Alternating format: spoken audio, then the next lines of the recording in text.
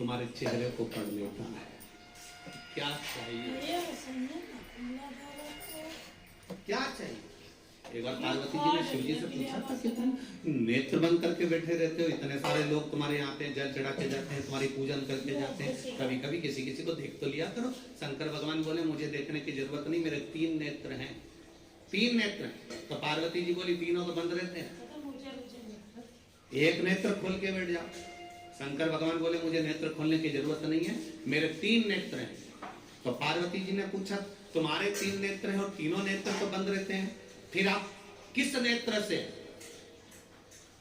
भक्त के हृदय की बात को पढ़ते हो? जरा सुन लेना रत्नापुर वालों, जरा अच्छे से सुनना अश्वत्थामा शिव महापुराण की कथा। आपके तीनों नेत्र बंद रहते हैं, तीनों नेत्र बंद रहते हैं, आप कह रहे हो मेरे 3 नेत्र हैं, आप 3 नेत्र से तीनों नेत्र तुम्हारे बंद रहते हैं, तो फिर ये संसार के लोगों को तकलीफ आती है, कष्ट आता है, बेचारा जल चढ़ाने आता है, पूजन करता है, अभिषेक करता है, अनुष्ठान करता है, पूजन करता है, तो इनके मन की दशा को आप कैसे देखेंगे? शंकर भगवान कहते हैं मेरे 3 नेत्र केवल मेरे चेहरे पर नहीं है, मेरे 3 नेत्र एक बेलपत्री में भी समाये हैं, मेरे 3 नेत्र एक त्रिशूल में भी समाये हैं, मेरे 3 नेत्र जलाधारी में भी समाये हैं, मेरे 3 नेत्र एक शिवालय में समाये हैं, मेरे 3 नेत्र जब मंदिर के अंदर प्रवेश करता है, देहरी चढ़ता है, उस समय पर मेरा दूत मणिभद्र उन 3 नेत्रों से देख लेता है। मैं अकेला अगर नेत्र बंद कर बैठ भी जाता हूं, तो जब वो बेलपत्री का स्पर्श करता है, स्पर्श कर जब मुझे समर्पित करता है, उतनी देर में तो मैं समझ जाता हूं कि ये क्यों आया है, किससे लिए आया है, क्या चाहता है। उस स्पर्श से समझा जाता है, स्पर्श से। आज भी हमारे रिसर्च वालों ने रिसर्च किया है, मात्र स्पर्श से समझा जा सकता है कि व्यक्ति का व्यवहार कैसा है। स्पर्श से एक व्यक्ति, एक पुरुष कन्या को या स्त्री को या नारी को या किसी एक व्यक्ति को अगर स्पर्श करता है तो उससे मालूम पड़ जाता है कि इसकी लालसा क्या है।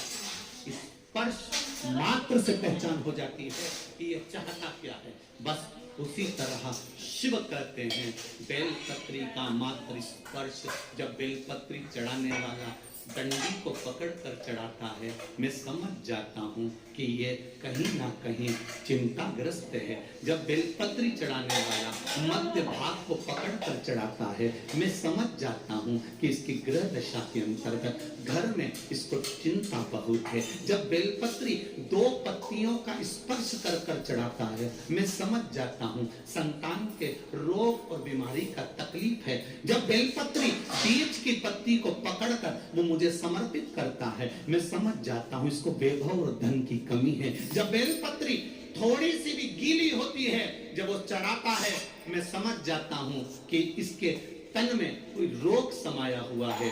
बेलपत्री में कोई डूट पीछे रह जाता है और ये समर्पित करता है, मैं समझ जाता हूँ अदालत का कोई केस चल रहा होता है।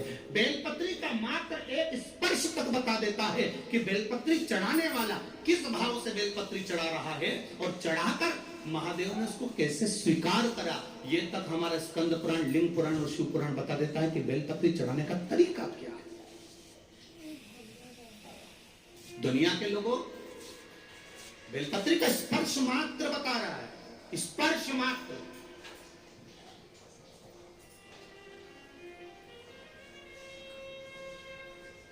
केवल स्पर्श। क्यों? घर के मंदिर में और बाहर के शिवालय में, बाहर के मंदिर में एक अंतर होता है। घर के मंदिर में और बाहर के मंदिर में एक अंतर होता है। घर के मंदिर में जो शंकर का शिवलिंग होता है, उसके ऊपर जलाधारी नहीं लगाना पड़ती। क्या नहीं लगाना पड़ती है? देखिए आपने, किस किस ने देखी है? रात उठाओ, देखिए आप लोगों ने। वो शिव जी के शिवलिंग पर बूंद बूंद जो पानी टपकता है ना, ऊपर से जलाधारी रखी रहती है। घर के मंदिर में जलाधारी की जरूरत नहीं पड़ती है, पर बाहर, घर के बाहर जो शिवालय हैं, मंदिर हैं, उसमें जलाधारी की जरूरत पड़ती है, जलाधारी की जरूरत पड़ती है। घर के मंदिर में जलाधारी नहीं चाहिए।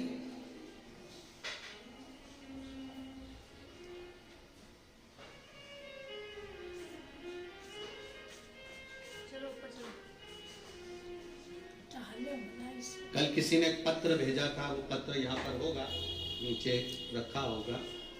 उसने पत्र में लिखा था, मान लो हमारे घर में एक ठाकुर जी हैं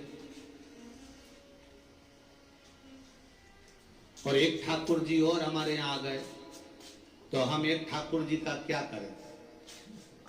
मान लो हमारे घर में एक शंकर जी है, एक शिवलिंग है और दूसरा शिवलिंग आ जाए तो हम क्या करें?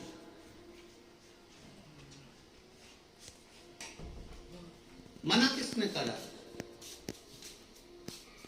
शिवलिंग ठाकुर जी दो भी हो गए तो कोई बात नहीं, शंकर जी दो हो गए, तीन हो गए, कोई बात नहीं, कोई बात नहीं। शिव शिव सब एक है, ठाकुर ठाकुर सब एक है। राम जी की 10 मूर्ति भी हो